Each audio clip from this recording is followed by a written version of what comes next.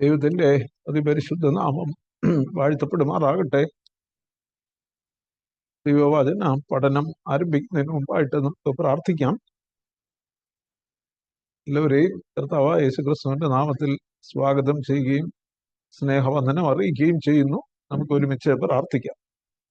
ഞങ്ങളുടെ വാഴ്ത്തപ്പെട്ട ദൈവമേ, സ്വർഗീയ പിതാവേ, ഞങ്ങൾക്ക് വീണ്ടും തിരുവചനം പഠിപ്പാനായിട്ട് തിരുസന്നിധിയിലായിരിക്കാൻ നൽകി തന്ന അവസരത്തിനായിട്ട് നന്ദിയോടെ സ്തോത്രം ചെയ്യുന്നു. നന്ദിയോടെ ഞങ്ങൾ അങ്ങേ സ്തുതിക്കുന്നു. സർവശക്തനായ ദൈവത്തിന്റെ വായിൽ നിന്ന് പുറപ്പെടുന്നതായിട്ടുള്ള വചനം കർത്താവേ, അത് ഇരുവായി തലയുള്ള ഏത് വാളിനേക്കാളും മൂർച്ചയേറിയതാണ്. പ്രാണനെയും ആത്മാവിനെയും സന്ധി മജ്ജകളെയും വേർപിടിവിക്കും വരെ തുളച്ചിയെല്ലുന്നതായിട്ടുള്ള അങ്ങയുടെ വചനമാണ്.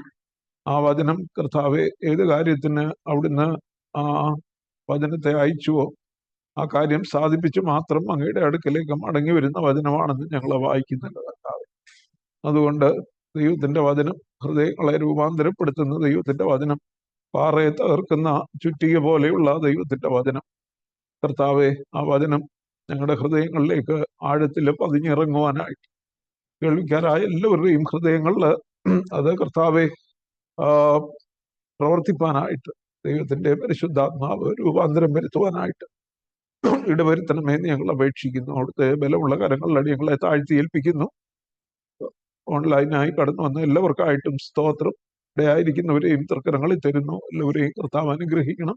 ഞങ്ങളുടെ ഒരുമിച്ചുള്ള പഠനം ഞങ്ങളുടെ ആത്മീയ വർധനയ്ക്കും തിരുനാമത്തിന്റെ മഹത്വത്തിനും കാരണമായി തീരണം. അടിയനെയും ക്രൂശിന്റെ മറവിൽ നിർത്തണം.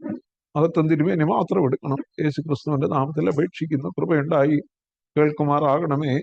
ആമേൻ. അപ്പോസ്തലനായ പൗലോസ് തീമോഥെയോസിന് എഴുതിയ രണ്ടാമത്തെ ലേഖനം, അതിന്റെ 2-ാമത്തെ അധ്യായത്തിന്റെ ആദ്യത്തെ 13 വാക്യങ്ങള് നമ്മൾ ഒരുമിച്ച് പഠിച്ചു. ഇന്ന് 14 മുതലുള്ള വാക്യങ്ങളാണ് നാം ഒരുമിച്ച് ചിന്തിക്കുന്നത്. 14-ാമത്തെ വാക്യം മലയാളത്തിലെ വായിക്കുന്നു. കേൾക്കുന്നവരെ മറിച്ച് കളയുന്നതിനല്ലാതെ ഒന്നിനും കൊള്ളാത്ത വാഗ്വാദം ചെയ്യാതിരിക്കണമെന്ന് കർത്താവിനെ സാക്ഷിയാക്കി അവരെ ഓർമ്മപ്പെടുത്തുക. മലയാളത്തില് അതൊരു പാരഗ്രാഫായിട്ട് ആരംഭിക്കുമ്പോൾ കേൾക്കുന്നവരെ മറിച്ച് കളയുന്നതിനല്ലാതെ ഒന്നിനും കൊള്ളാത്ത വാഗ്വാദം ചെയ്യാതിരിക്കണമെന്ന് കർത്താവിനെ സാക്ഷിയാക്കി തീമോഥെയോസ് അവിടെയുള്ളവരെ ഓർമ്മപ്പെടുത്തണം എന്നാണ് ഇവിടെ എഴുതിയിരിക്കുന്നതായിട്ട് നമുക്ക് മനസ്സിലാക്കാൻ കഴിയുന്നത്.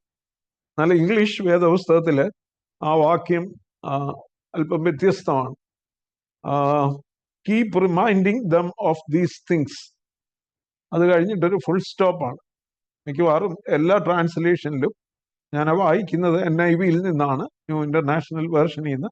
മിക്കവാറും വേർഷൻസിലെല്ലാം, പ്രത്യേകിച്ച് ESV ഒക്കെ പറയുന്നത് remind dum of these things എന്നാണ്. ഇവിടെ NIV പറയുന്നത് keep reminding them of these things. ഈ കാര്യങ്ങൾ അവരെ തുടർച്ചയായിട്ട് ഓർമ്മപ്പെടുത്തുക എന്ന് പറഞ്ഞ് ആ വാക്യം, ഒരു സെന്റൻസ്, ആ വാചകം അവിടെ അവസാനിക്കുക. ഏത് കാര്യങ്ങൾ ഓർമ്മപ്പെടുത്തുക എന്ന് പറഞ്ഞാൽ അതിന്റെ അർത്ഥം ആ വാക്യത്തിന് മുകളിൽ പറഞ്ഞിരിക്കുന്ന കാര്യങ്ങൾ അവരെ ഓർമ്മപ്പെടുത്തുക. എന്നിട്ട് പറയുന്നു, warn them before God against quarreling about words. It is of no value and only ruins those who listen. അത് നമ്മളൊരു ഫ്രീ ആയിട്ട് ഇംഗ്ലീഷിൽ നിന്നും മലയാളത്തിലേക്ക് ട്രാൻസ്ലേറ്റ് ചെയ്താൽ ആ വാക്യം ഇപ്രകാരമായിരിക്കും: അവരെ തുടർച്ചയായി അല്ലെങ്കിൽ ഇടതടവില്ലാതെ മേൽ പറഞ്ഞ കാര്യങ്ങൾ ഓർമ്മപ്പെടുത്തുക. കേൾക്കുന്നവർക്ക് കർത്താവിനോടുള്ള വിശ്വസ്തതയും ഏകാഗ്രതയും നഷ്ടപ്പെടുത്തുന്ന വാക്കുകളെ കുറിച്ചുള്ള വാഗ്വാദം അഥവാ തർക്കം അല്ലെങ്കിൽ വഴക്ക് എന്നിവ ഒഴിവാക്കണമെന്ന് അവർക്ക് കർശനമായ മുന്നറിയിപ്പ് നൽകുക. മലയാളത്തിലെ 14-ാമത്തെ വാക്യം വായിച്ചാൽ അത്രയും അർത്ഥം നമുക്ക് ലഭിക്കുകയില്ല. ഇംഗ്ലീഷ് അത് ഒരു ഫ്രീ ആയിട്ട് ട്രാൻസ്ലേറ്റ് ചെയ്ത് പറയുമ്പോൾ അവരെ തുടർച്ചയായി ഇടതടവില്ലാതെ ഈ പാരഗ്രാഫിന് മുകളിൽ പറഞ്ഞിരിക്കുന്ന കാര്യങ്ങൾ 2-ാം അധ്യായത്തിന്റെ 1 മുതൽ 13 വരെയുള്ള വാക്യങ്ങളിൽ പറഞ്ഞിരിക്കുന്ന കാര്യം എഫെസോസിലെ വിശ്വാസികളെ ഒരു സഭാ ശുശ്രൂഷകൻ എന്നുള്ള നിലയിൽ തീമോഥെയോസ് ഓർമ്മപ്പെടുത്തണമെന്നാണ് പൗലോസ് അതിനുശേഷം പറയുന്നത്. അപ്പൊ 1 മുതൽ 13 വരെയുള്ള വാക്യങ്ങളിൽ 2 തീമോഥെയോസ് 2-ാം അധ്യായത്തിന്റെ 1 മുതൽ 13 വരെയുള്ള വാക്യങ്ങൾ എന്താണ് പറഞ്ഞിരിക്കുന്നത്? ഇവിടെ പ്രധാനമായിട്ടും 2 കാര്യങ്ങളാണ് പറയുന്നത്. ഒന്ന്, സുവിശേഷം എന്താണ്, അതിനെക്കുറിച്ച് നാം ഇതിനു മുമ്പുള്ള ഒരു എപ്പിസോഡിൽ കാര്യമായിട്ട് ചിന്തിച്ചു. പിന്നീട് 11 മുതൽ 13 വരെയുള്ള വാക്യങ്ങൾ, അതായത് ക്രിസ്തീയ വിശ്വാസത്തിന്റെ അടിസ്ഥാന ഉപദേശങ്ങൾ പറഞ്ഞിട്ട് 8-ാമത്തെ വാക്യം പറയുന്നു, ദാവീദിന്റെ സന്തതിയായി മരിച്ചിട്ട് ഉയർത്തെഴുന്നേറ്റിരിക്കുന്ന യേശു ക്രിസ്തുവിനെ ഓർത്തുകൊള്ളുക, അതാകുന്നു എന്റെ സുവിശേഷം. എന്നിട്ട് 11-ാമത്തെ വാക്യത്തിൽ പറയുന്നു, നാം അവനോടുകൂടെ, യേശു ക്രിസ്തുവിനോടുകൂടെ മരിച്ചുവെങ്കിൽ കൂടെ അവനോടുകൂടെ, യേശു ക്രിസ്തുവിനോടുകൂടെ ജീവിക്കും. നാം സഹിക്കുന്നുവെങ്കിൽ യേശു ക്രിസ്തുവിനോട് കൂടെ വാഴും. നാം യേശു ക്രിസ്തുവിനെ തള്ളി പറയുമെങ്കിൽ അവൻ നമ്മെയും തള്ളിപ്പറയും. നാം അവിശ്വസ്തരായി തീർന്നാലും കർത്താവ് അവൻ വിശ്വസ്തനായിട്ട് പാർക്കുന്നു. കാരണം കർത്താവിന് അവന്റെ സ്വഭാവം ത്യജിപ്പാൻ കഴിയുകയില്ലല്ലോ. ഈ വചനം വിശ്വാസയോഗ്യമാണ്. ഇത്രയും പറഞ്ഞു കഴിഞ്ഞിട്ടാണ് പറയുന്നത്, ഈ പറഞ്ഞ കാര്യങ്ങൾ, മേൽപ്പറഞ്ഞ കാര്യങ്ങൾ ഇടതടവില്ലാതെ തുടർമാനമായിട്ട് എപ്പോഴും അവരെ ഓർമ്മപ്പെടുത്തുക. Keep reminding them of these things. അപ്പോ ഒരു സഭാ ശുശ്രൂഷകൻ പ്രത്യേകിച്ചും ചെയ്യേണ്ട കാര്യങ്ങൾ, ദൈവവചനത്തിന്റെ അടിസ്ഥാന ഉപദേശങ്ങൾ തുടർച്ചയായിട്ട് തൻ്റെ സഭയിൽ, താൻ ശുശ്രൂഷ ചെയ്യുന്ന സ്ഥലത്ത്, താൻ വിശ്വാസത്തിലേക്ക് കൂട്ടിക്കൊണ്ടുവരുന്നവരെ തുടർച്ചയായി ഈ സത്യങ്ങൾ ഓർപ്പിച്ചുകൊണ്ടിരിക്കും. മറ്റനേക കാര്യങ്ങൾ പറയാനല്ല പറയുന്നത്. ഈ കാര്യം, ദാവീദിന്റെ സന്തതിയായി ജനിച്ച് മരിച്ചിട്ട് ഉയർത്തെഴുന്നേറ്റിരിക്കുന്ന യേശുക്രിസ്തുവിനെ ഓർത്തുകൊള്ളുക, അതാണ് യഥാർത്ഥ സുവിശേഷം. രണ്ടാമത് പറയുന്നു, നാം അവനോട് കൂടെ മരിച്ചുവെങ്കിൽ കൂടെ ജീവിക്കും. നാം അവനോട് കൂടെ സഹിക്കുന്നുവെങ്കിൽ കൂടെ വാഴും. നാം യേശുക്രിസ്തുവിനെ തള്ളിപ്പറയുന്നെങ്കിൽ അവൻ നമ്മെയും തള്ളിപ്പറയും. എന്നാൽ നാം അവിശ്വസ്തരായി തീർന്നാലും അവൻ വിശ്വസ്തനായിട്ട് പാർക്കുന്നു. കാരണം അവന്റെ സ്വഭാവം ത്യജിപ്പാൻ. അപ്പൊ ഈ കാര്യങ്ങളൊക്കെ എന്താണ് സുവിശേഷം? യേശുക്രിസ്തു മനുഷ്യനായി ഈ ലോകത്തിലേക്ക് വന്നു, നമ്മുടെ പാപങ്ങൾക്ക് വേണ്ടി കാൽവറി ക്രൂശിൽ യാഗമായി തീർന്നു. അതാണ് ദാവീദിന്റെ സന്തതി എന്നുള്ളത് കൊണ്ട് ഓർമ്മപ്പെടുത്തുന്നത്. 100% മനുഷ്യനായിരുന്നു. എന്നാൽ അവൻ മരിച്ചിട്ട് ഉയർത്തെഴുന്നേറ്റു. അതിന്റെ അർത്ഥം, ഉയർത്തെഴുന്നേറ്റത് കൊണ്ട് അവൻ ദൈവപുത്രൻ എന്ന് ശക്തിയോടെ നിർണയിച്ചു. അത് റോമർ 1:4 ഇതിനു മുമ്പ് നാം ചിന്തിച്ചിട്ടുള്ളതാണ്. അപ്പൊ യേശുക്രിസ്തു പൂർണ്ണമായും ദൈവവും പൂർണ്ണമായും മനുഷ്യനുമായിരുന്നു. അവൻ മനുഷ്യനായി തീർന്നത് എന്റെ പാപത്തിന് വേണ്ടി കാൽവറി ക്രൂശിൽ യാഗമായി തീരാനാണ്. സർവ്വലോകത്തിന്റെയും പാപത്തെ അവൻ കാൽവറി ക്രൂശിൽ മനുഷ്യനായി തീർന്നുകൊണ്ട് മാനുഷികമായ ഒരു മരണം, അതായത് മനുഷ്യൻ എന്നുള്ള നിലയിൽ ഉള്ള മരണം കർത്താവ് ഏറ്റുവാങ്ങി. സകല ലോകത്തിന്റെയും പാപം അവന്റെ മേൽ ചുമത്തപ്പെട്ടു. അത് നീ എപ്പോഴും പറയണം. മാത്രമല്ല, മരണം അവനെ പിടിച്ചു വെക്കുന്ന അസാധ്യമായിരുന്നു. അവൻ മരിച്ചിട്ട് ഉയർത്തെഴുന്നേറ്റു. ഇന്ന് പിതാവിന്റെ വലത്ത് ഭാഗത്ത് അവൻ ജീവിക്കുന്നു, നമുക്ക് വേണ്ടി പക്ഷപാതം ചെയ്യുന്നു. അത് നീ എപ്പോഴും അവരെ ഓർമ്മിപ്പിക്കണം. മാത്രമല്ല, നീ അവരെ ഓർമ്മിപ്പിക്കേണ്ട വലിയൊരു സത്യം, നാം അവനോടുകൂടെ മരിക്കുന്നുവെങ്കിൽ അവനോടുകൂടെ ജീവിക്കും. അവനോടുകൂടെ മരിക്കുക എന്ന് പറഞ്ഞാൽ റോമാലേഖനം 6-ാം അധ്യായത്തിൽ പറയുന്നു, അവന്റെ മരണത്തിന്റെ സാദൃശ്യത്തോട് ഏകീഭവിക്കുക, അനുരൂപരായി തീരുക. എങ്കിൽ നാം ജീവന്റെ പുതുക്കത്തിലേക്ക് ഉയർത്തെഴുന്നേൽപ്പാൻ, ആത്മാവിന്റെ ജീവൻ പ്രാപിപ്പാനായിട്ട് നമുക്ക് കഴിയും. നാം അവനോട് കൂടെ സഹിക്കുന്നുവെങ്കിൽ അവനോട് കൂടെ വാഴും. അവനെ തള്ളിപ്പറയുന്നെങ്കിൽ അവൻ നമ്മെയും തള്ളിപ്പറയും. എന്നാൽ നാം അവിശ്വസ്തരായി തീർന്നാലും അവൻ വിശ്വസ്തനായി പാർക്കുന്നു. ഈ കാര്യങ്ങള് നീ തുടർച്ചയായിട്ട് അവരെ ഓർമ്മപ്പെടുത്തുക എന്നാണ് അപ്പോസ്തലനായ പൗലോസ് തിമോത്തിയോസിനെ ഓർമ്മിപ്പിക്കുന്നത്. അപ്പോ ദൈവവചനം പഠിപ്പിക്കുന്നതിലും പ്രസംഗിക്കുന്നതിലും ഉപദേശിക്കുന്നതിലും ശ്രദ്ധ കേന്ദ്രീകരിക്കണം. അതായിരിക്കണം നിന്റെ മെയിൻ ഫോക്കസ് എന്നാണ് അപ്പോസ്തലനായ പൗലോസ് തിമോത്തിയോസിനെ ഓർമ്മിപ്പിക്കുന്നത്, ആജ്ഞാപിക്കുന്നത്.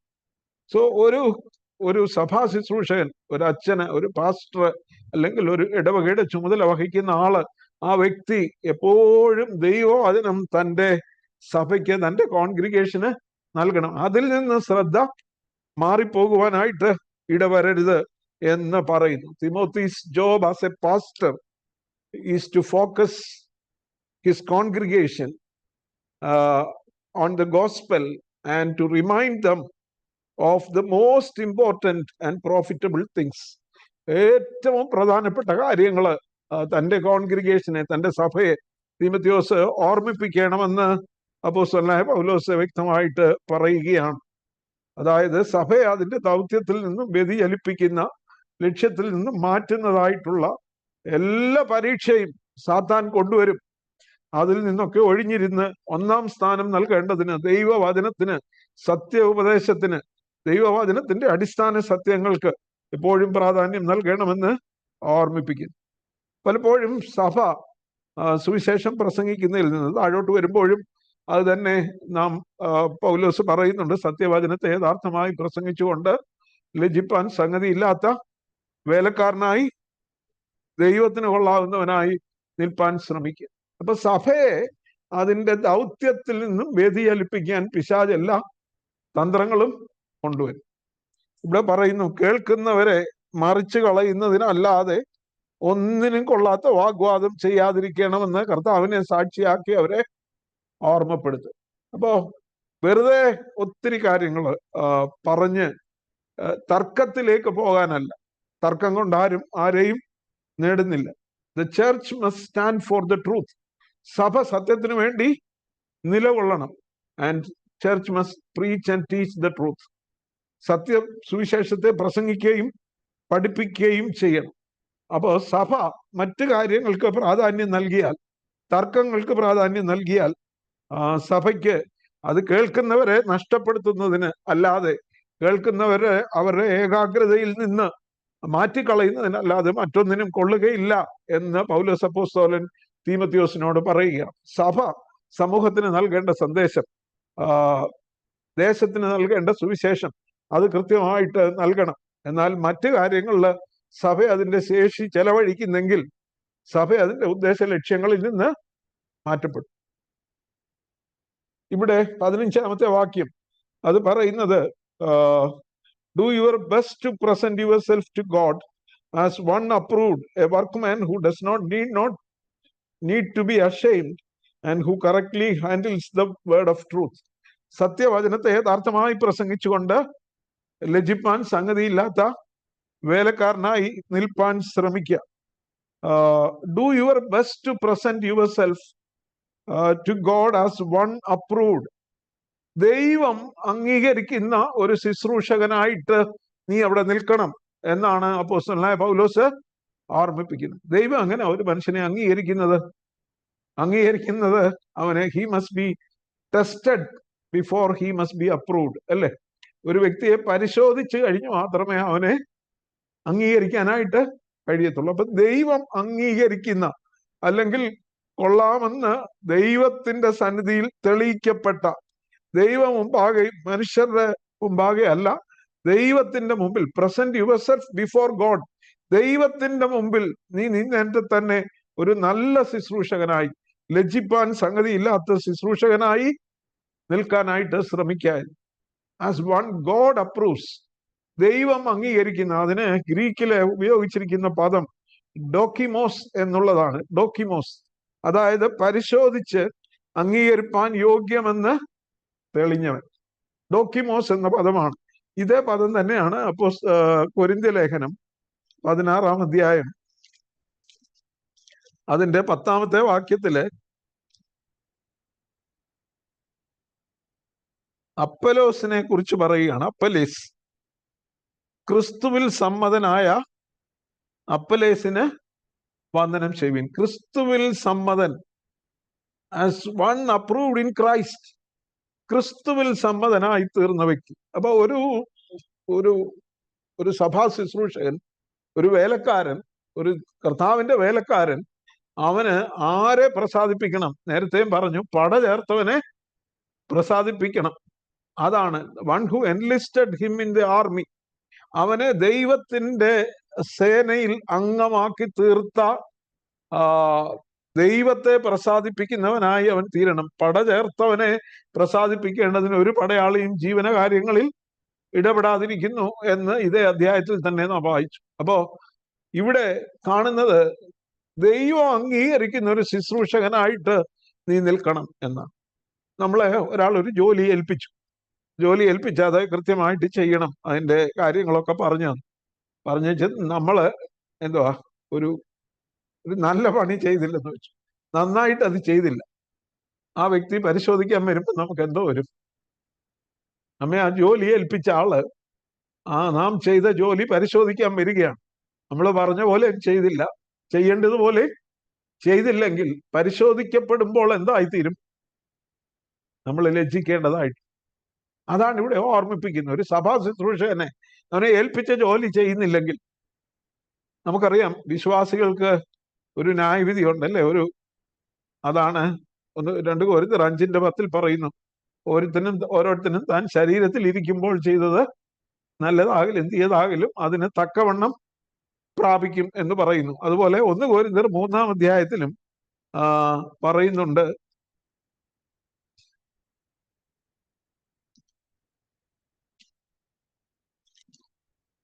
1 കൊരിന്ത്യർ 3-ാം അധ്യായത്തിന്റെ 10 മുതലുള്ള വാക്യങ്ങളിൽ അപ്പോസ്തലനായ പൗലോസ് പറയുകയാണ്, എനിക്ക് ലഭിച്ച ദൈവകൃപയ്ക്ക് ഒത്തവണ്ണം ഞാൻ ജ്ഞാനമുള്ള ഒരു പ്രധാന ശില്പിയായി അടിസ്ഥാനമിട്ടിരിക്കുന്നു.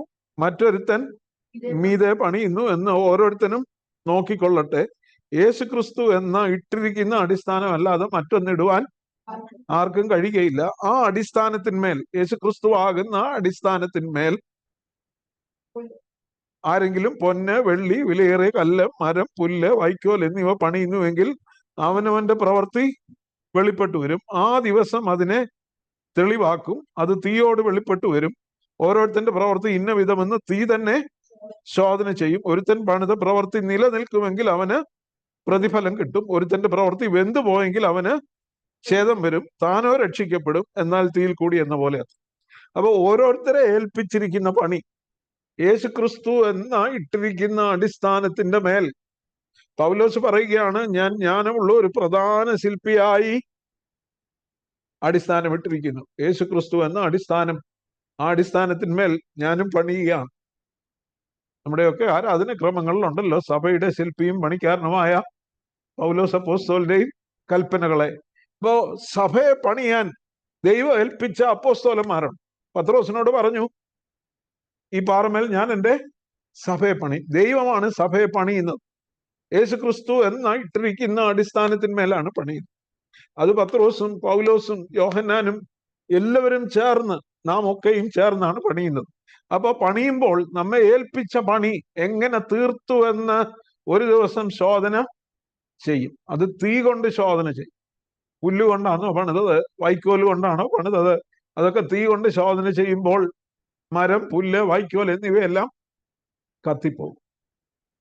ഇപ്പൊ നമ്മുടെ പണി വെന്തു പോകുമോ? അതുകൊണ്ടാണ് പറയുന്നത്, ലജ്ജിപ്പാൻ സംഗതി ഇല്ലാത്ത വേലക്കാരനായി. തീ കൊണ്ട് ശോധന ചെയ്യുമ്പോൾ, പ്രതിഫലം പ്രാപിക്കുവാൻ നിൽക്കുമ്പോൾ, ഏൽപ്പിച്ച പണി കൃത്യമായി ചെയ്തോ എന്ന് കണക്ക് നോക്കുന്ന ഒരു ദിവസം ഉണ്ട്. അന്ന് ലജ്ജിപ്പാൻ സംഗതിയില്ലാത്ത വേലക്കാരനായി നിൽപ്പാൻ ശ്രമിക്കണം എന്നാണ് പറയുന്നത്. അപ്പോ എങ്ങനെയാണ് ഈ ശരിയായി പണിയുന്നത്? ശരിയായി പണിയുന്നത് എങ്ങനെയാണെന്ന് ഇവിടെ വളരെ വ്യക്തമായിട്ട് പറയുന്നു. എന്താ? സത്യവചനത്തെ യഥാർത്ഥമായി പ്രസംഗിച്ചുകൊണ്ട്. ഇംഗ്ലീഷ് വേദപുസ്തകത്തിൽ ആ വാക്യം, do your best to present yourself to God as one approved, a workman who does not need to be ashamed and who correctly handles the word of truth. അപ്പൊ ലജ്ജിപ്പാൻ സംഗതി ഇല്ലാതെ നിൽക്കണമെങ്കിൽ നമ്മെ ഏൽപ്പിച്ചുള്ള എന്ന് പറയുന്നത് ദൈവത്തിന്റെ വചനം. ആ ദൈവത്തിന്റെ വചനത്തെ ശരിയായി വിഭാഗിക്കുന്നവനായിരിക്കും. who correctly handles the word of truth. ഇംഗ്ലീഷിലെ മറ്റൊരു ട്രാൻസ്ലേഷനിൽ പറയുന്നത് rightly dividing the word of truth. ദൈവവചനത്തെ ശരിയായി ഭാഗിക്കുന്നവനായിരിക്കും. നമുക്കറിയാം, ഒരു ബ്രെഡ് കട്ട് ചെയ്യുന്നു അല്ലെ, ദൈവവചനമാകുന്ന അപ്പത്തെ മുറിക്കുക. ആ അപ്പത്തെ മുറിക്കുമ്പോൾ അത് നേരെ മുറിക്കുക. ചിലര് നേരെ മുറിക്കത്തില്ല. ചിലർ മുറിച്ചാൽ അത് ഇച്ചിരി വളവും തിരിവും ഒക്കെ ഉണ്ടാവും. ചില കഷ്ണം വലുതും ചിലത് ചെറുതുമായി പോകും. അപ്പൊ റൈറ്റ്ലി ഡിവൈഡിങ് എന്ന് പറയുമ്പോൾ ഇവിടെ പല ഉദാഹരണങ്ങള് അതിനെ നമുക്ക് ചൂണ്ടിക്കാണിക്കാനായിട്ട് കഴിയും. ഒന്ന്, ഇതൊരു വാള് പോലെ. ഈ വാള് കൊണ്ട് മുറിക്കുമ്പോൾ അല്ലെ, ഈ വാള് കൊണ്ട് മുറിക്കുമ്പോൾ കൃത്യമായി അത് മുറിക്കണം. As one who rightly handle a സ്വord, ദൈവവചനമാകുന്ന വാള് കൃത്യമായി കൈകാര്യം ചെയ്യണം. അപ്പൊ ഒരു വാള് കൊണ്ട് മുറിക്കുന്നത് പോലെയാണ്. മറ്റൊരു ഉദാഹരണം പറയുന്നത് ഒരുത്തൻ കലപ്പ കൊണ്ട് ഉഴുന്ന പോലെയാണ്. ദൈവവചനത്തെ ഉഴുതുമറിക്കുമ്പോൾ അത് കൃത്യമായിട്ട് ദൈവവചനത്തെ ഉഴുതുമറിക്കണം. മറ്റൊരു ഉദാഹരണം പറയുന്നത് ഒരു പുരോഹിതൻ യാഗം കഴിക്കുന്നത് പോലെ. യാഗം കഴിക്കുമ്പം യാഗമൃഗത്തെ അറുത്തിട്ട് യാഗപീഠത്തിന്മേൽ വെക്കേണ്ട കഷ്ണങ്ങളൊക്കെ കൃത്യമായിട്ട് അത് ക്രമീകരിച്ച് വെക്കുന്നത് പോലെ. അതാണ് സത്യവചനത്തെ യഥാർത്ഥമായി വിഭാഗിക്കുക, റൈറ്റ്ലി ഡിവൈഡ്, കറക്റ്റ്ലി ഹാൻഡിൽസ് എന്നൊക്കെ പറയുന്നത്, കൃത്യമായി അത് ഉപയോഗിക്കുന്നു. മറ്റൊരു ഉദാഹരണം പറയുന്നത് ഭക്ഷണമേശയിൽ വിളമ്പാൻ ഒരാളെ ഭക്ഷണമേശയിലാക്കി കൃത്യമായി എല്ലാ പ്ലേറ്റിലും ചെല്ലേണ്ടതായിട്ടുള്ള വിഭവങ്ങളെല്ലാം കൃത്യമായി ഓരോ പ്ലേറ്റിലും ചെല്ലേണ്ട അളവിൽ, വിളമ്പേണ്ട അളവിൽ അത് വിളമ്പുവാനായിട്ട് ഇടയാകുന്നത് പോലെ അങ്ങനെ ചെയ്യുന്നതിനെയാണ് റൈറ്റ്ലി ഡിവൈഡ് എന്ന് പറയുന്നത്. അല്ലെങ്കിൽ ശരിയായി വിഭാഗിക്കുക, സത്യവചനത്തെ യഥാർത്ഥമായി പ്രസംഗിക്കുക, ശരിയായി വിഭാഗിക്കുക. എന്നാൽ അതിന്റെ അർത്ഥം ഇത് തെറ്റായി വിഭാഗിക്കുന്നവരും ഉണ്ടെന്നുള്ളതാണ് അതിൻ്റെ. ഞാൻ പറഞ്ഞല്ലോ, ചിലര് മുറിക്കുമ്പോൾ ഒരു കഷ്ണം കയറിപ്പോവും, ഒരു കഷ്ണം കുറഞ്ഞു പോവും. എന്നാൽ ശരിയായി വിഭാഗിക്കുവാനായിട്ട് ഒരു ദൈവവചനം എൻ്റെ ചിന്തകളുടെ അടിസ്ഥാനത്തിലോ എൻ്റെ അഭിപ്രായങ്ങളുടെ അടിസ്ഥാനത്തിലോ അല്ല പ്രസംഗിക്കേണ്ടത്. എങ്ങനെയാണ് ദൈവവചനം മനസ്സിലാക്കേണ്ടതെന്ന് കൃത്യമായിട്ട് ഒരു സഭാ ശുശ്രൂഷകൻ അറിഞ്ഞിരിക്കണം. എങ്ങനെയാണ് മനസ്സിലാക്കേണ്ടത്, എന്തൊക്കെ വിട്ടുകളയണം, എന്തൊക്കെ സ്വീകരിക്കണം, അതിൻ്റെ വ്യാഖ്യാനത്തിൽ നാം സ്വീകരിക്കേണ്ടതായിട്ടുള്ള മുൻകരുതലുകൾ എന്തൊക്കെയാണെന്ന് വ്യക്തമായി ഒരു സഭാ ശുശ്രൂഷകൻ ഓർത്തിരിക്കണം എന്നാണ് അവിടെ പറഞ്ഞിരിക്കുന്നത്. അപ്പോ ഇവിടെ പറയുന്നത് rightly divide the word of truth. അപ്പൊ ദൈവവചനത്തെ യഥാർത്ഥമായി വിഭാഗിക്കുക എന്ന് പറയുമ്പോൾ ചിലര് ഒരു വാക്യം തന്നെ എടുത്തുകൊണ്ട് പല ഉപദേശങ്ങൾ സ്ഥാപിക്കാനായിട്ട് കഴിയും. എന്നിട്ട് പറയും അത് നിങ്ങൾ അതിനെ മനസ്സിലാക്കിയിരിക്കുന്നത് അങ്ങനെയാണ്, അല്ലെ നിങ്ങൾ വ്യാഖ്യാനിക്കുന്നത് അങ്ങനെയാണ്, ഞാനിന്ന് ആ വാക്യം ഇങ്ങനെയാണ് മനസ്സിലാക്കിയിരിക്കുന്നത് എന്ന് പറഞ്ഞാണ് എപ്പോഴും തർക്കങ്ങൾ ആരംഭിക്കുന്നത്. ഇവിടെ പൗലോസ് അപ്പോസ്തലൻ പറയുകയാണ്, കേൾക്കുന്നവരെ മറിച്ച് കളയുന്നതിന് മാത്രം ഇടയാകുന്ന തർക്കങ്ങള്, വാക്കുകളെ സംബന്ധിച്ച തർക്കങ്ങൾ ഒഴിവാക്കണം എന്ന് പറയുന്നു. എന്നിട്ട് പറയുന്നു, വേദപുസ്തകം, ദൈവവചനം യഥാർത്ഥമായി പ്രസംഗിക്കേണ്ടും വണ്ണം, വ്യാഖ്യാനിക്കേണ്ടും വണ്ണം, ഉപദേശിക്കേണ്ടും വണ്ണം ഉപദേശിച്ചു കൊടുക്കണം. അതാണ് ലജ്ജിപ്പാൻ സംഗതി ഇല്ലാത്ത വേലക്കാരന്റെ ഒന്നാമത്തെ യോഗ്യത എന്ന് പറയുന്നത്. നാം പലപ്പോഴും നമുക്ക് കംഫർട്ടബിൾ ആയിരിക്കുന്ന സാഹചര്യത്തിൽ ദൈവവചനത്തെ, അല്ലെ, നമുക്ക് മുറിവേൽക്കരുത്, കേൾക്കുന്നവർക്കും വലിയ പ്രശ്നം ഉണ്ടാകാത്തതുപോലെ ദൈവവചനം പറയുവാനായിട്ട് പലരും ശ്രമിക്കും. എന്നാൽ ദൈവവചനം ഇതൊരു വാളാണ്. ഈ വാള് മുറിവേൽപ്പിക്കുന്നതാണ്. ഇത് കേൾക്കുന്നവരെ മാത്രമല്ല മുറിവേൽപ്പിക്കുന്നത്, പ്രസംഗിക്കുന്ന എന്നെയും ഇത് മുറിവേൽപ്പിക്കും. ആരോ ഒരാൾ പറഞ്ഞു, ഈ വാളിന് പിടിയില്ല, പിടിയും മൂർച്ചയുള്ളത് തന്നെയാണ്, അത് പിടിക്കുന്നവന്റെ കൈയും മുറിയണം. അതൊരു സ്വയം നാം ദൈവവചനം ഉപയോഗിക്കുമ്പോൾ, നാം ദൈവവചനം മനസ്സിലാക്കുമ്പോൾ, ദൈവവചനം പഠിപ്പിക്കുമ്പോൾ അത് സ്വയ ജീവിതത്തിൽ തന്നെ അത് ശോധന ചെയ്യുവാൻ, ജീവിതത്തെ സ്വയം ശോധന ചെയ്യുവാൻ ഇടയാക്കണം എന്നുള്ളതാണ് ഇവിടെ വ്യക്തമായിട്ട് പറഞ്ഞിരിക്കുന്നത്. അപ്പോ ദൈവവചനമാകുന്ന കണ്ണാടിയുടെ മുമ്പിൽ ജീവിതങ്ങളെ ശോധന ചെയ്യപ്പെടണം. അത് യഥാർത്ഥമായി മറ്റുള്ളവരെ ഗ്രഹിപ്പിക്കാനായിട്ട്, സത്യവചനത്തെ യഥാർത്ഥമായി ഗ്രഹിപ്പിക്കുവാൻ ഒരു സഭാ ശുശ്രൂഷകൻ എപ്പോഴും ഉത്സാഹമുള്ളവനായിരിക്കണം എന്ന് അവിടെ വ്യക്തമായിട്ട് ഓർമ്മിപ്പിക്കുന്നു. എന്നിട്ട് അടുത്ത വാക്യം പറയുന്നു, 16-ാമത്തെ വാക്യം, അവോയ്ഡ് ഗോഡ്ലെസ് ചാറ്റർ, ഭക്തിവിരുദ്ധമായ വൃഥാലാപങ്ങളെ ഒഴിഞ്ഞിരിക്കുക, ആ വകക്കാർക്ക് അഭക്തി അധികം മുതിർന്നു വരും. പുൾപിറ്റുകള് പലപ്പോഴും മനുഷ്യരുടെ അഭിപ്രായങ്ങളും കഥകളും ഉപകഥകളും ഒക്കെ പറഞ്ഞ് മറ്റു കാര്യങ്ങളിലേക്ക് പോകാതെ ദൈവവചനം യഥാർത്ഥമായി പ്രസംഗിക്കുമ്പോൾ മനുഷ്യർ ദൈവത്തെ ഭയപ്പെടുന്നവരായി വിശുദ്ധ ജീവിതം നയിക്കുവാൻ താല്പര്യമുള്ളവരായിട്ട് തീരും. എന്നാൽ മറ്റു കാര്യങ്ങളിലേക്ക് ഫോക്കസ് ചെയ്യപ്പെടുമ്പോൾ, ശ്രദ്ധ വ്യതിചലിക്കുമ്പോൾ, പ്രിയമുള്ളവരെ, ആഭക്തി അധികം മുതിർന്നു വരും എന്നാണ് പറയുന്നത്. They will become more and more ungodly. പലപ്പോഴും സഭകള് അല്ലെങ്കിൽ നാം ആയിരിക്കുന്ന നമുക്ക് നമ്മുടെ ഭാഷയിൽ പറഞ്ഞ ഇടവുകളും കൂട്ടായ്മകളും കൂടിവരവുകളും ഒക്കെ ദൈവവചനത്തിൽ നിന്ന് അകന്നു പോകുന്നതിന്റെ പ്രധാനപ്പെട്ട കാര്യം ദൈവവചനം കൊടുക്കേണ്ടതുപോലെ കൊടുക്കുന്നില്ല എന്നുള്ളതാണ്. പറയേണ്ടതുപോലെ പറയുന്നില്ല, പഠിപ്പിക്കേണ്ടതുപോലെ പഠിപ്പിക്കുന്നില്ല. ദൈവവചനം കേൾക്കുമ്പോൾ മനുഷ്യന് തങ്ങളുടെ ജീവിതത്തെ ശോധന ചെയ്യുവാനായിട്ടുള്ള അല്ലെങ്കിൽ ഒരു ദൈവഭയം ഉളവായിത്തീരണം. ഈ ദൈവവചനത്തെ വിഭാഗിച്ചു കൊടുക്കുമ്പോൾ ഇത് ജീവനും ചൈതന്യവും ഉള്ള ദൈവത്തിന്റെ വചനമാണ്. ഇതിരുവായി തലയുള്ള ഏത് വാളിനേക്കാളും മൂർച്ചയേറിയതാണ്. പ്രാണനെയും ആത്മാവിനെയും സന്ധിമജ്ജകളെയും വേർപിടിവിക്കും വരെ തുളച്ചു ചെല്ലുന്നതും ഹൃദയത്തിലെ ചിന്തകളെയും ഭാവങ്ങളെയും വിവേചിക്കുന്നതുമാണ്. അത് യഥാർത്ഥത്തിൽ സംഭവിക്കും. ദൈവവചനം കേൾക്കുമ്പോൾ എൻ്റെ ചിന്തകളും എൻ്റെ ഭാവങ്ങളും അത് ഈ ദൈവവചനത്തിന്റെ അടിസ്ഥാനത്തിൽ ശരിയാണോ എന്ന് ഞാൻ തന്നെ ശോധന ചെയ്യുകയും എൻ്റെ കേൾവിക്കാര് തങ്ങളെ തന്നെ ശോധന ചെയ്യുന്നതിനും ഇടയായിത്തീരണം. അവിടെയാണ് സത്യവചനത്തെ യഥാർത്ഥമായി വിഭജിച്ചു കൊടുക്കുക എന്ന് പറയുന്നത്. അല്ലാതെ ചെയ്താൽ അതാണ് ഗോഡ്ലെസ് ചാറ്റർ എന്ന് പറയുന്നത്. പുൾപിറ്റുകൾ അല്ലെങ്കിൽ ദൈവവചനം ശുശ്രൂഷിക്കുന്ന സ്ഥലങ്ങളിൽ മറ്റു കാര്യങ്ങളൊക്കെ പറഞ്ഞാൽ അവര് അഭക്തി അധികം മുതിർന്നു വരുമെന്നാണ് പറയുന്നത്. ദൈവകൃപയിൽ നിന്ന് ആളുകൾ അകന്നു പോകും. അവര് they will become more ungodly. ദൈവവചനം പ്രസംഗിക്കുന്നത് കൊണ്ട് ദൈവഭക്തി ഉള്ളവരായി തീരേണ്ടതിന് പകരം അവര് അഭക്തിയിലേക്ക് പോകും. എന്നിട്ട് പറയുന്നു, അവരുടെ വാക്കുകൾ വ്യാധി പോലെ തിന്നുകൊണ്ടിരിക്കും. Their words will be like cancer. മാത്രവുമല്ല, their faith will be ruined എന്നാ പറയും. അവരുടെ വിശ്വാസം മറിഞ്ഞു പോകും. ഓവർത്രോൺ എന്ന് പറയുന്നുണ്ട്, നശിച്ചു പോകും എന്ന് പറയുന്നു. അവിടെ ഉപയോഗിച്ചിരിക്കുന്ന ഗ്രീക്ക് പദം കാറ്റാസ്ട്രോഫ എന്നുള്ള വാക്കാണ്. കാറ്റാസ്ട്രോഫ എന്ന് പറഞ്ഞാൽ ദുരന്തമായി തീരും. ദൈവം അതിനെ യഥാർത്ഥമായി പ്രസംഗിക്കാത്ത സഭകളും സമൂഹങ്ങളും ജനം ദൈവവചനത്തിൽ നിന്നകന്ന് ദൈവഭക്തിയിൽ നിന്നകന്ന് അവരുടെ ജീവിതങ്ങൾ ദുരന്തം ആയിത്തീരും, നാശമായിത്തീരും എന്ന് പറയുന്നു. അത് അർബുദവ്യാധി പോലെ, ക്യാൻസർ പോലെ അത് അവരെ തിന്നുകൊണ്ടിരിക്കും, ആ സമൂഹത്തെ തിന്നുകൊണ്ടിരിക്കുന്നാവും എന്ന് പറയുന്നു. പിന്നീട് 18-ാമത്തെ വാക്യം പറയുന്നത് ഹുമനയോസും ഫിലേത്തോസും അവരുടെ കൂട്ടത്തിൽ ഉള്ളവരാകും.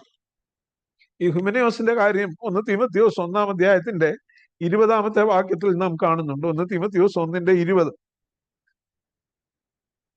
ചിലർ 19-ാമത്തെ ചിലർ നല്ല മനസാക്ഷി തള്ളിക്കളഞ്ഞിട്ട് അവരുടെ വിശ്വാസ കപ്പൽ തകർന്നുപോയി. ഹുമനയോസും അലക്സാണ്ടറും ഈ കൂട്ടത്തിലുള്ളവർ ആകുന്നു.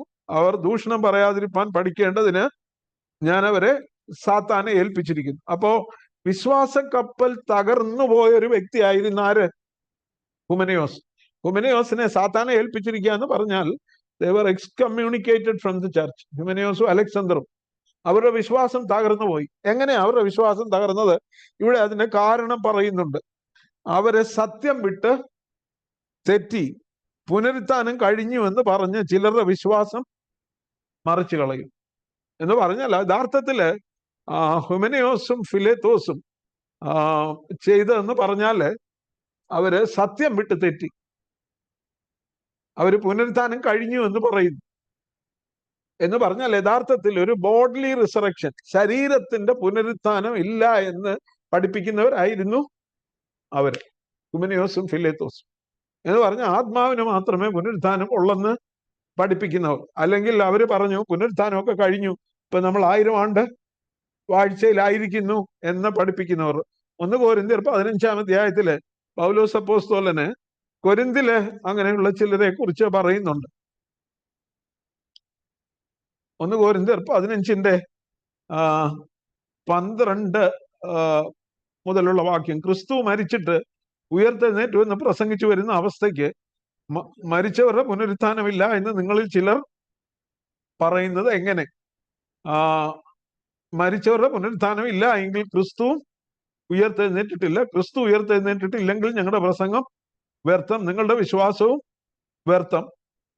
മരിച്ചവർ ഉയർക്കുന്നില്ല എന്ന് വരികിൽ ദൈവം ഉയർപ്പിച്ചിട്ടില്ലാത്ത ക്രിസ്തുവിനെ അവൻ ഉയർപ്പിച്ചു എന്ന് ദൈവത്തിന് വിരോധമായി സാക്ഷ്യം പറയുകയാൽ ഞങ്ങൾ ദൈവത്തിന് കള്ളസാക്ഷികളെന്ന് വരും. അപ്പോ അവിടെ വ്യക്തമായിട്ട് പൗലോസ് അപ്പോസ്തലൻ 1 കൊരിന്ത്യർ 15-ാം അധ്യായത്തിൽ പറയുകയാണ്, യേശുക്രിസ്തുവിന്റെ ഉയർത്തെഴുന്നേൽപ്പാണ് നമ്മുടെ ഉയർത്തെഴുന്നേൽപ്പിന്റെ ഗ്യാരണ്ടി എന്ന് പറയും. മരിച്ചവരിൽ നിന്നുള്ള ആദ്യ ഫലമായിട്ട് ക്രിസ്തു ഉയർത്തെഴുന്നേറ്റു. പിന്നെ പറയുന്നുണ്ട് അതിന്റെ 1 കൊരിന്ത്യർ 15-ന്റെ 26-ാമത്തെ ഒടുക്കത്തെ ശത്രുവായിട്ട് മരണം നീങ്ങിപ്പോകും. സകലത്തെ 23-ാമത്തെ വാക്യം, ക്രിസ്തുവിൽ ആദാമിൽ എല്ലാവരും മരിക്കുന്നത് പോലെ ക്രിസ്തുവിൽ എല്ലാവരും ജീവിപ്പിക്കപ്പെടും. 22-ാമത്തെ വാക്യം, ഓരോരുത്തരും താൻ താന്റെ നിരയിൽ അത്ര ആദ്യ ഫലം ക്രിസ്തു, പിന്നെ ക്രിസ്തുവിനുള്ളവർ. അപ്പം യേശു ക്രിസ്തു ഉയർത്തെഴുന്നേറ്റതുപോലെ നാമും മരണത്തെ ജയിച്ച് ഉയർത്തെഴുന്നേൽക്കുമെന്നുള്ളതാണ് ക്രിസ്തീയ വിശ്വാസത്തിന്റെ അടിത്തറ. എന്നാൽ ചിലരെങ്കിലും പറയുന്നു ഉയർത്തെഴുന്നേൽപ്പ് ഇല്ല. അവര് പറഞ്ഞു അതാ സത്യം വിട്ട് തെറ്റി പുനരുത്ഥാനം കഴിഞ്ഞു എന്ന് പറഞ്ഞ് ചിലരുടെ വിശ്വാസം മറിച്ചു കളയും. ഇന്നും മരണത്തിനപ്പുറത്ത് ജീവിതമില്ലെന്ന് പഠിപ്പിക്കുന്ന അല്ലെങ്കിൽ വിശ്വസിക്കുന്ന ക്രിസ്തീയ സഭാ ശുശ്രൂഷകർ തന്നെയുണ്ട്. അധ്യക്ഷന്മാരും മേലധ്യക്ഷന്മാരും അല്ലെങ്കിൽ പട്ടക്കാരും അങ്ങനെയുള്ള സഭാ ശുശ്രൂഷകരും ഒക്കെ ഈ കൂട്ടത്തിൽ ചിലരെങ്കിലും ഉണ്ട്. പുനരുത്ഥാനം ഇല്ല, ഇതുകൊണ്ട് ഇവിടെ തീരും എന്ന് ചിന്തിക്കുന്നവർ, അല്ലെങ്കിൽ അങ്ങനെ വിശ്വസിപ്പാൻ പ്രേരകമാകുന്ന വിധത്തിൽ വചനത്തെ കൈകാര്യം ചെയ്യുന്നവർ. എന്നാൽ വളരെ വ്യക്തമായിട്ട് പറയുന്നു, യേശു ക്രിസ്തു ഉയർത്തെഴുന്നേറ്റിട്ടില്ലെങ്കിൽ നമ്മൾ ഉയർത്തെഴുന്നേൽക്കയില്ല, നമ്മുടെ വിശ്വാസം വ്യർത്ഥമാകുന്നു. ഹ്യൂമനിയോസും ഫിലേത്തോസും ഇത് തന്നെയാണ് ചെയ്യും. അതുകൊണ്ടാണ് പറയുന്നത് ഇങ്ങനെയുള്ള ഒത്തിരിയും കാര്യങ്ങൾ സഭയിലേക്ക് കടന്നു വരും. ദുരുപദേശങ്ങൾ പലപ്പോഴും സഭയിലേക്ക് കടന്നു വരും. പുനരുത്ഥാനം കഴിഞ്ഞു എന്ന് പറഞ്ഞ് ചിലരുടെ വിശ്വാസം അവര് മറിച്ചു കളയുന്നു. അപ്പം അവരെ സഭയ്ക്ക് പുറത്താക്കി, അവരിനി അങ്ങനെ പഠിപ്പിക്കാതിരിപ്പാൻ ഞാൻ അവരെ സാത്താനെ ഏൽപ്പിച്ചിരിക്കുന്നു എന്ന് 1 തീമോഥെയോസ് 1-ാം അധ്യായത്തിന്റെ 20-ാമത്തെ വാക്യത്തിൽ നാം വായിച്ചു. അവരുടെ വിശ്വാസ കപ്പൽ, അവര് വിശ്വാസം തന്നെ തകർന്നു പോയി. മറ്റുള്ളവരുടെ വിശ്വാസം കൂടി അവരിപ്പോഴ് മറിച്ചു കളയുകയാണ്. അപ്പൊ അങ്ങനെയുള്ളവരെ സഭയിൽ നുഴഞ്ഞു കയറും. എല്ലാ കാലത്തും സഭയെ അതിന്റെ ലക്ഷ്യത്തിൽ നിന്ന് തെറ്റിപ്പാൻ, സത്യവചനത്തിൽ നിന്ന് തെറ്റിപ്പാൻ പിശാച് എല്ലാവിധമായ തന്ത്രങ്ങളും പ്രയോഗിക്കും. അതുകൊണ്ട് തീമോഥെയോസിനോട് പറയുകയാണ്, ഈ മേൽ പറഞ്ഞതൊക്കെ നീ എപ്പോഴും keep reminding them of these things. നീ ആയിരിക്കുന്ന സഭയിൽ ഈ കാര്യം അവരെ എപ്പോഴും ഓർമ്മിപ്പിക്കണം. എന്തൊക്കെയാ ഓർപ്പിക്കേണ്ടത്? ദാവീദിന് സന്തതിയായി ജനിച്ച് മരിച്ചിട്ട് ഉയർത്തെഴുന്നേറ്റിരിക്കുന്ന യേശുക്രിസ്തുവിനെ ഓർത്തുകൊള്ളുക. നാം അവനോടുകൂടെ മരിച്ചു എങ്കിൽ അവനോട് കൂടെ ജീവിക്കും, അവനോടുകൂടെ സഹിക്കുന്നുവെങ്കിൽ അവനോട് കൂടെ വാഴും. നാം തള്ളിപ്പറയുന്നെങ്കിൽ അവൻ നമ്മെയും തള്ളിപ്പറയും. നാം അവിശ്വസ്തരായി തീർന്നാലും അവൻ വിശ്വസ്തനായിട്ട് പറഞ്ഞു. അപ്പോ സഭയിൽ ദുരുപദേശങ്ങൾ കടന്നു വരുമ്പോൾ ഒരു സഭാ ശുശ്രൂഷകൻ ചെയ്യേണ്ടത് അവരോട് വാദിച്ച് സമയം കളയാനായിട്ട് പോകണ്ട. അങ്ങനെയുള്ളവരെ സഭയിൽ നിന്ന് അകറ്റി നിർത്തേണ്ടവരെ അകറ്റി നിർത്തണം. അവരോട് വാദിച്ച് സമയം കളയാതെ വിശ്വാസത്തിൽ മറ്റുള്ളവരെ നിലനിർത്തുവാനായിട്ട് ഈ കാര്യങ്ങളെ തുടർമാനമായിട്ട് സഭയെ ഓർപ്പിച്ചുകൊണ്ടിരിക്കണം. യേശുക്രിസ്തു പാപങ്ങളെ വഹിച്ച് നമ്മുടെ പാപങ്ങളെ ചുമന്നുകൊണ്ട് കാൽവറി ക്രൂശിൽ യാഗമായി തീർന്നു. അവൻ മരിച്ചിട്ട് ഉയർത്തെഴുന്നേറ്റത് കൊണ്ട് അവൻ ഇനി വീണ്ടും വരുമ്പോൾ നാമും അവനോടുകൂടെ ഉയർത്തെഴുന്നേൽക്കും. നാം അവനോടുകൂടെ മരിക്കുന്നുവെങ്കിൽ നാം അവനോടുകൂടെ ജീവിക്കും. നാം അവന് വേണ്ടി സഹിക്കുന്നുവെങ്കിൽ കൂടെ വാഴും.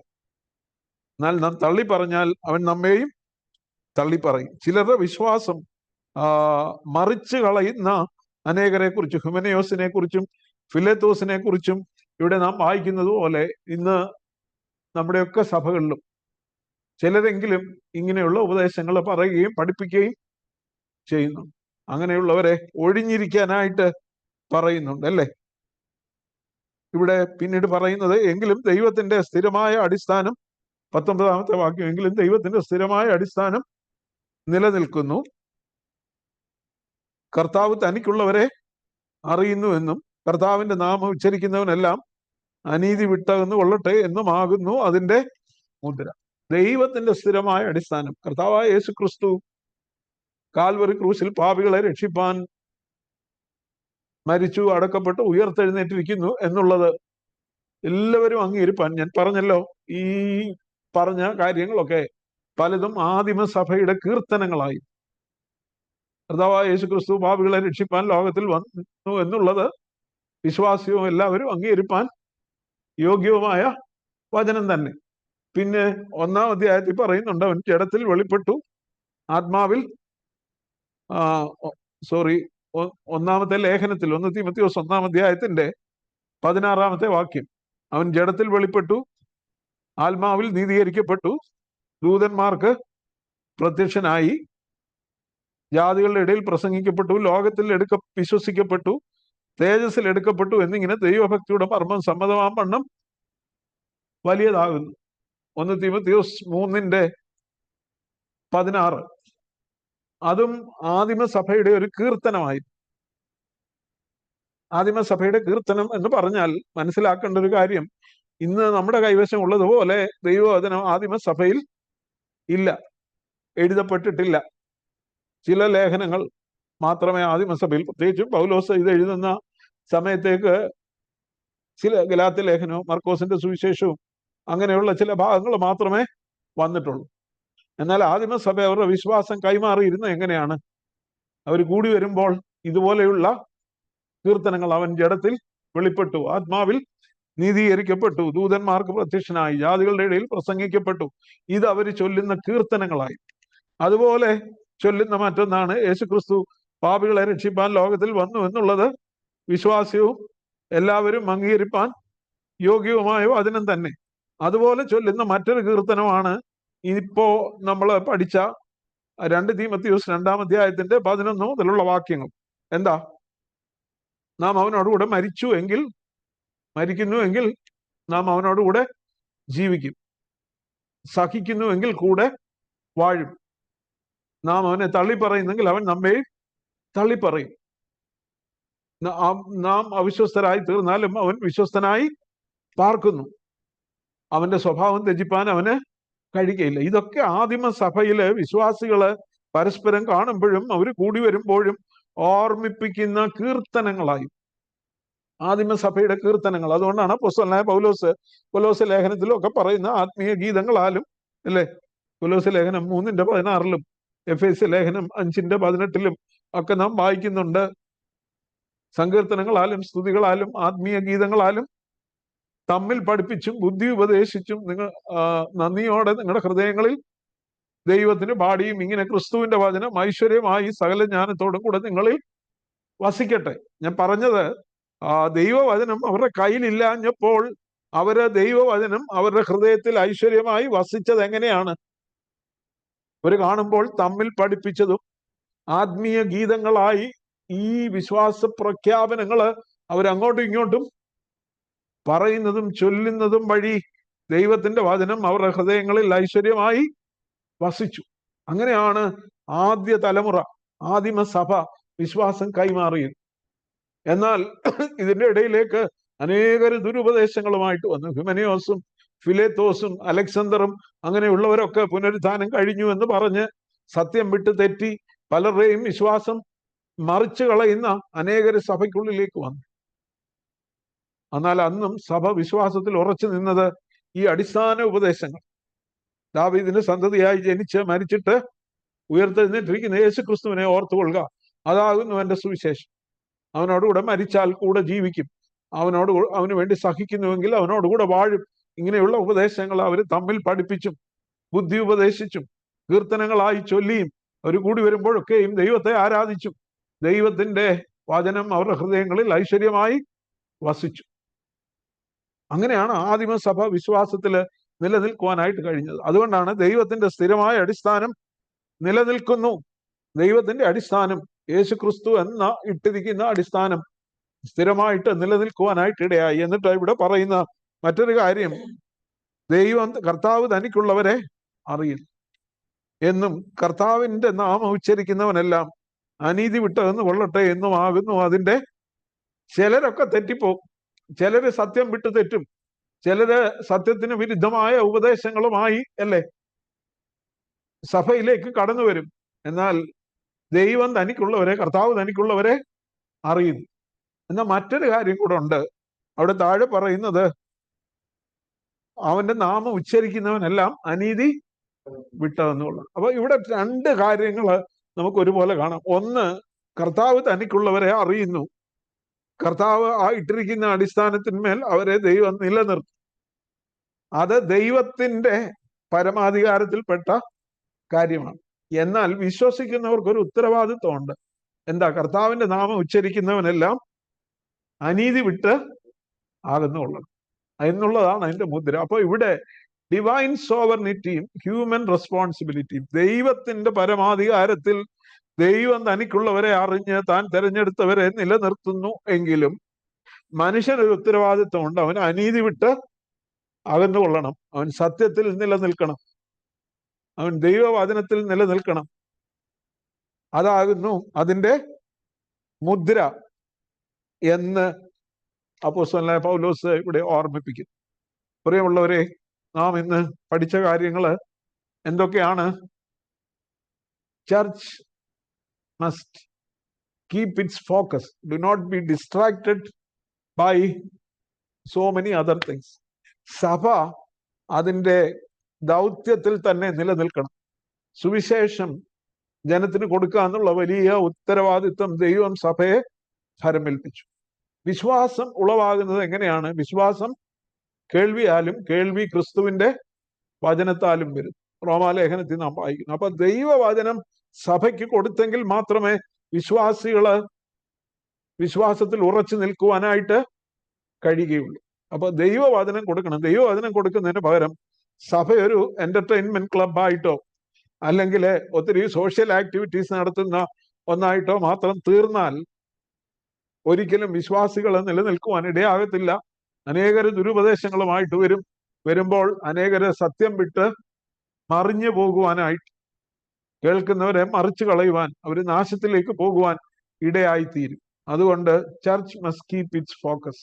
സഭ അതിന്റെ ലക്ഷ്യത്തിൽ, അതിന്റെ ദൗത്യത്തിൽ നിലനിന്നുകൊണ്ട് അവരെ keep reminding them of these things, അവരെ തുടർമാനമായിട്ട് ഈ സത്യവചനം ഓർമ്മിപ്പിക്കണമെന്ന് പറഞ്ഞു. ഇത് നമ്മുടെ സഭാ ശുശ്രൂഷകരുടെ മാത്രം ചുമതലയല്ല.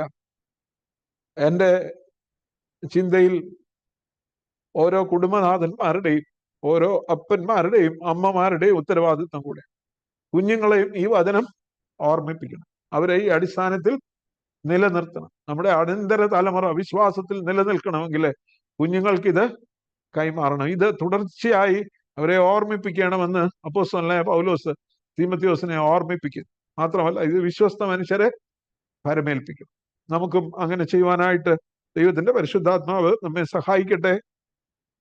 ദൈവത്തിൽ ആശ്രയിച്ച് സുവിശേഷത്തിൽ നിലനിൽക്കുവാൻ, സത്യവചനത്തെ യഥാർത്ഥമായി വിഭാഗിച്ചുകൊണ്ട് ഒരു ദിവസം നമ്മുടെ ശുശ്രൂഷകളെല്ലാം, നമ്മെ ഏൽപ്പിച്ച ശുശ്രൂഷകള് ശോധന ചെയ്യുന്നൊരു ദിവസമുണ്ട്.